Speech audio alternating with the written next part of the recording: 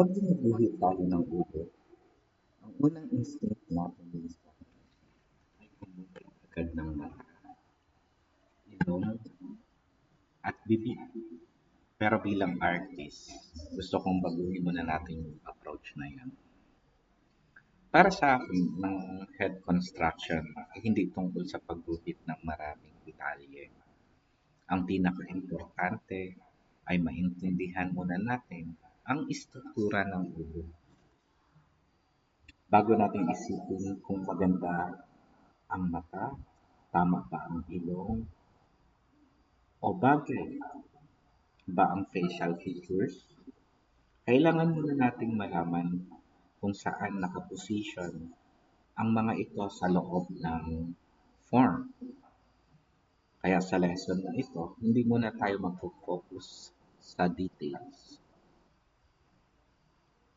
Pag-aaralan muna natin kung paano natin buuin ang ulo gamit ang simple at basic forms. Lagi kong iniisip na complicated na form ay maaaring hatiin sa mas simpleng shape.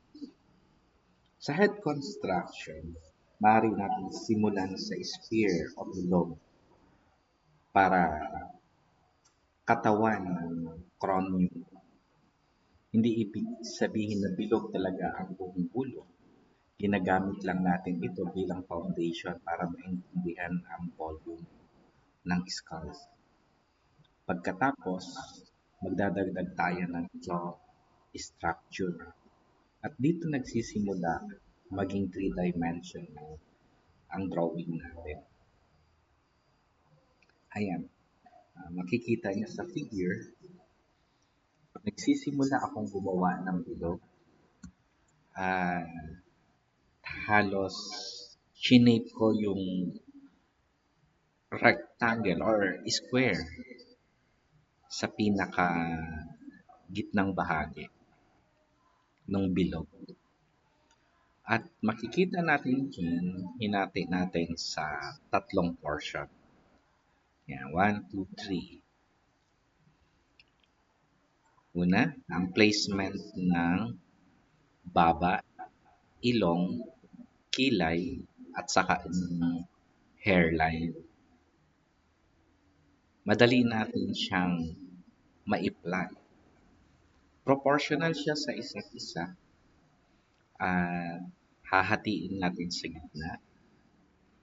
Yan. Pag hinanap natin sa gitna, madali na natin siyang lagyan ng mga composition. Let's say, sa portion ng mata, makikita nyo dyan, sa bandang itaas nung gitna, nilagyan ko rin siya ng guhit. I-divide natin ito sa 5 portion. Parang 5 mata ang nakapaloob sa isang mukha. Para-pareho ang sizing natin dyan. Katulad ng makikita niya sa idinodrawing natin ngayon. Siya nga pala, gumagamit ako na ng oil paint. So, hindi natin kinakailangan i-drawing agad kung ano ang itsura ng mata. Lalagyan lang natin ng diamond shape. Yan, yung placement ng ilong. So, bibigyan natin ng structure ng form, parang half arch or a little bit of arc shape para sa ilong. Yan na yung pinaka eyeball. Diyan na nakapaloob yung structure natin sa mata. So, kapag nakikita na natin yung figure na nagmumukha na siyang skull, katulad nung dinademonstrate ko sa inyo, I-identify natin ngayon yung para sa mouth line. Isang area kasi, kumbaga, isang portion yan. Diyan nakakaloob, almost oval yan, mula doon sa ibabaw ng ilong, pangatlong bahagi. At halos doon sa may guhit, hahatiin natin yun. At sa placement naman ng baba. Yan yung ina-identify natin. Yan yung mga landmarks. So, kinukuha natin naman yung side plane mula sa taas ng kilay, may bumababa, nagpo-fall yan na lines para sa side plane. Yan na yung brow line. Diyan natin siya minamark up. At sa pinakahugis ng ilong. Right? Sa mouth. Kapag na-identify na natin ito, nai-imagine natin yung kalalabasan ng ating figure. Hindi siya mahirap. Meron na tayong mga markings na tinatapon.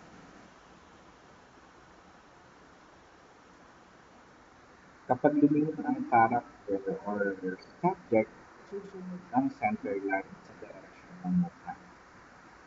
Nababago yan kapag medyo pumapalo. Ibig sabihin, ang linya ay sumusunod sa volume ng ulo. So ayan, minamark up na natin yung portion ng noo. Halos isang plane din yan. Sa may pinakaibaba, na-establish natin yung tenga. Katapat siya ng kilay at saka ng ilong. So, yun yung proportion. Depende na yan kapag tumitingala. Tapos yung point of view natin, yan naman yung sa may portion ng Adam's apple na yung muscle line papunta sa may pinaka-sentro. Yan.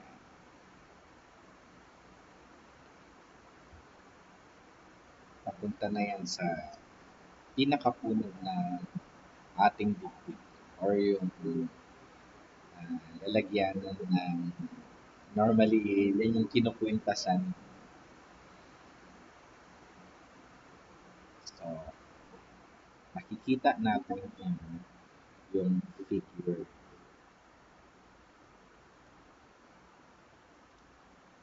Mapapansin nyo, pagkatapos natin ng center line, maaari na natin hanapin brow line. Dito nagsisimula i-position ang facial features katulad ng ilong,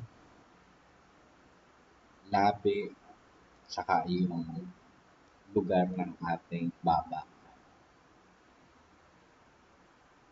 Another plane naman yan kapag sa may shoulder. Lugar na ng shoulder. So, dyan nagko-connect yung mga muscles. Pag pinag-aralan na natin yung composition ng muscle para sa movement, lumalabas na yung characteristic.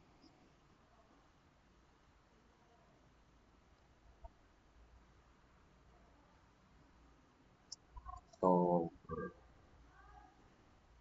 iniingatan natin ngayon na i-define yung composition natin. Alam natin na kapag sinukat natin equally, nasa standard tayo. Medyo nababago ng konti yan kapag tinitignan natin yung mga Asian features, medyo nadi-distort ng konti. Ito yung actual demo namin noon nung meron akong tinuturuan na isang bata para sa paggawa ng head construction. Papansin nyo, inumpisa na namin i-identify yung mga plane ng isang mukha. At konti-konti nilalagyan na namin ngayon ng light source. Ina-identify namin kung saan nagmumula yung liwanag. And sa susunod na video, papakita ko naman sa inyo paano siya ginagawa.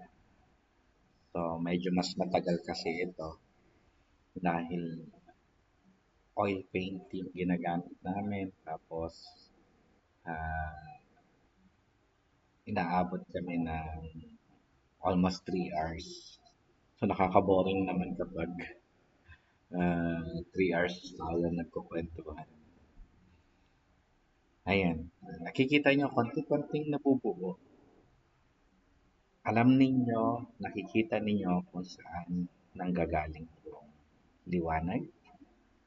Ah, ayan yung final output niya. So that's all for today's video. Abangan natin yung number 5 para naman sa painting activity ninyo. God bless.